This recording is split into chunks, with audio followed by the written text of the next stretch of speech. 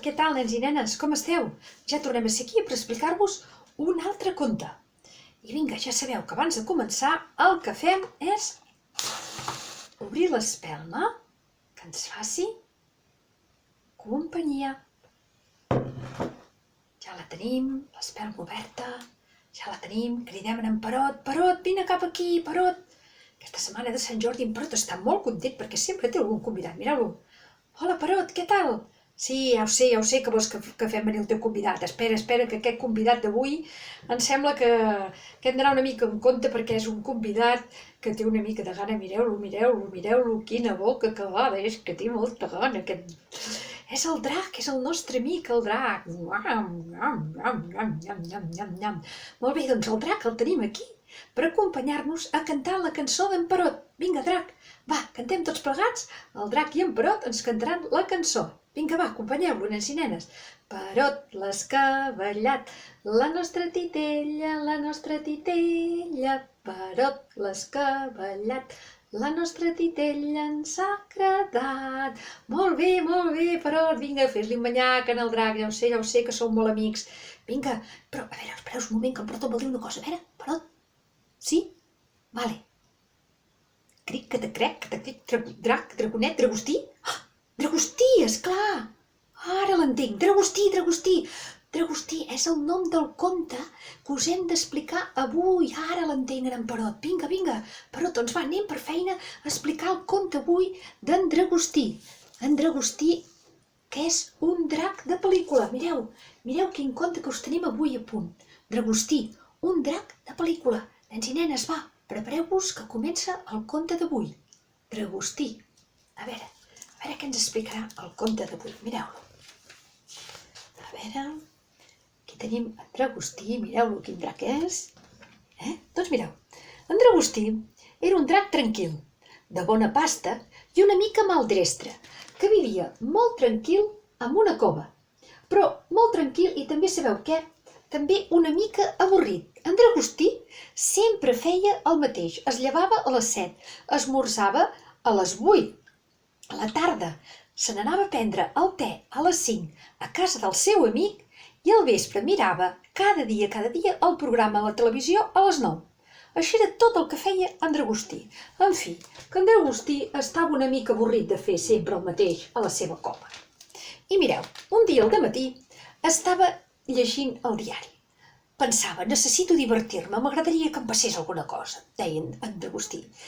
I li va cridar l'atenció un anunci ben curiós, que es deia: es necessita actor per interpretar el paper de drac en una pel·lícula. Interessats, presenteu-vos al carrer Sant Jordi, número 23, aquesta mateixa tarda.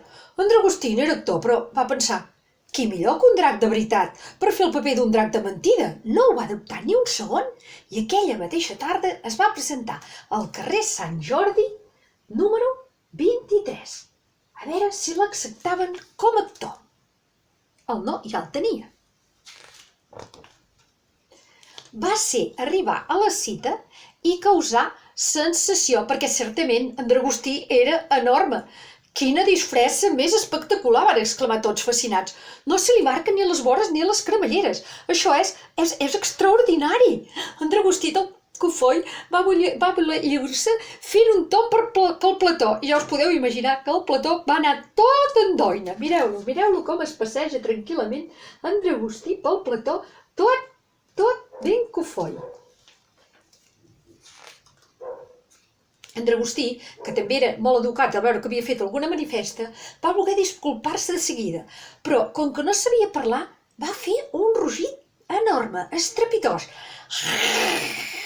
Un d'aquells de drac que feia un soroll, però terrible. De seguida el director li diu: rugeix vostè de meravella, li va assegurar una candidata princesa. Jo de gran vull rugir com tu, va dir el fill del director. El director de la pel·lícula va cridar fora de si: queda vostè contractat, contractadíssim, super contractat, li va dir el director.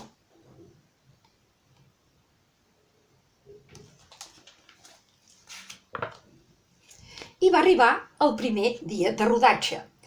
Tot anava força bé, fins que va aparèixer en D'Agustí i el primer moviment que va fer, trum-catacrit, catacrec, es va carregar uns quants decorats. I tot va quedar ben i ben xafat. Esclar, els actors van cridar ben alarmats, però el director, sense poder contenir la seva alegria, només va aconseguir exclamar: «Això és magnífic, brutal, monstruós, m'encanta aquest drac!»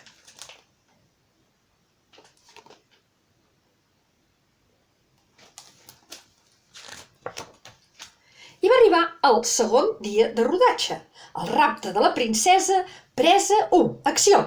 En D'Agustí, molt i mal ficat en el paper, va enlairar la princesa entre els seus queixals i va caminar cap al cau, amb tanta mala sort que, sense voler, va trepitjar la llarga i principesca cabellera de la princesa. Ja us podeu imaginar quins crits i quins esgarrits va fer la pobra actriu. Va cridar. Els crits desesperats de la jove van donar tant realisme a l'acte que el director va quedar meravellat i només feia que dir: «Magnífic, brutal, monstruós!» El director estava encantat amb en D'Agustí.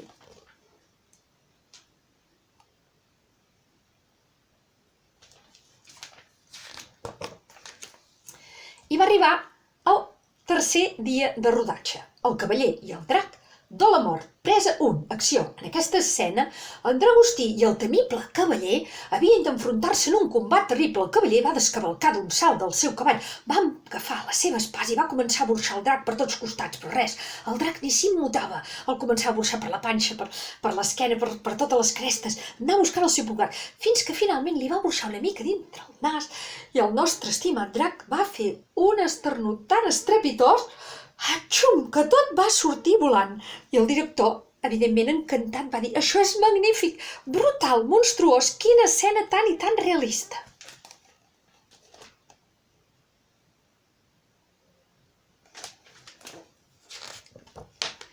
I va arribar el quart dia de rodatge. Ui, no, avui no toca rodatge, avui toca descansar. Avui ens n'hem d'anar a berenar. Després d'una dura setmana de feina, tot l'equip se'n va al bar de la cantonada a menjar uns bons entrepans i una xocolata ben calenta. Esclar, en D'Agustí, al pas de la porta, el senyor va sortir, el senyor cambrer, i diu: «No, aquest actor, si no es treu la disfressa, no pot pas entrar, aquesta disfressa és massa gran». Finalment, tots van decidir que entraven i en D'Agustí va anar al parc a jugar amb el fill del director, i així tots van estar una mica més tranquils.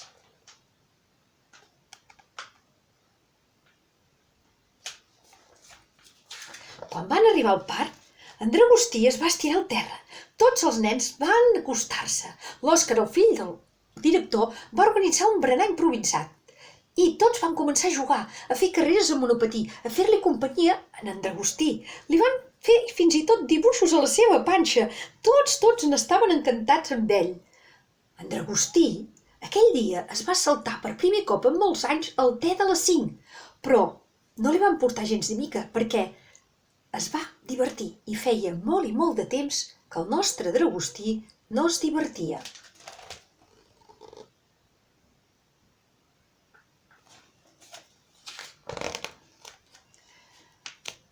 En D'Agustí era efectivament el drac més feliç del món treballant com a actor al plató del carrer Sant Jordi, número 23.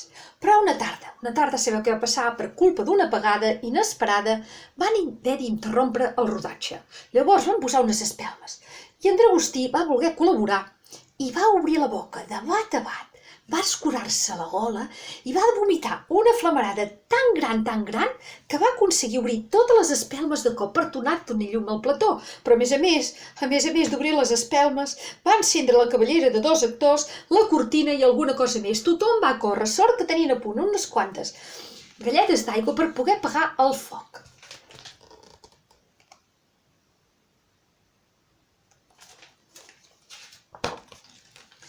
Afortunadament, la llum no va trigar gaire a tornar. L'Òscar va consolar en D'Agustí, que se sentia molt avergonyit. «No et preocupis, has donat el millor de tu, D'Agustí. No et preocupis gens, quina meravella de disfressa», va dir el director. «Has de veure quin és aquest mecanisme que ha aconseguit que escopissis el foc d'aquesta manera tan i tan realista». I llavors el director es va empassar gluc, gol avall d'en D'Agustí. I de cop i volta: «Què és això tan fosc? Què està passant aquí?» Ja tenim el director que s'ha endinsat cap a dintre la panxa d'en Dragostí. De seguida, en Dragostí, que se'n va donar compte, va començar a saltar, a fer tombarelles, a fer giragols, a intentar que el director pogués sortir. Es va picant ben fort en el pit a l'estil King Kong. No va aconseguir de cap manera que en Dragostí, que el director sortís. Resulta que llavors tots els actors van decidir que posarien a sobre de la panxa del drac i van començar a saltar ben fort, ben fort, ben fort, ben fort. Van saltar de tal manera que pataplaf, va sortir el director disparat al mig d'una gran bassa de baves espesses. I el director va exclamar: això és magnífic, brutal, monstruós, això sí que és un drac de veritat, de veritat. En Dragostí agafava les maletes per marxar perquè va pensar que ja no el deixarien més si no el contractarien. Però sorpresa, tots van dir que sí, que es havia de quedar. Només calia guardar el petit secret que en Dragostí era un drac de debò. I en Dragostí es va convertir en un actor més del plató número 23 del carrer Sant Jordi. I mireu, el dia de l'estrena no hi cabia ni una agulla al cine. La fama d'en Dragostí s'havia estès com la pólvora.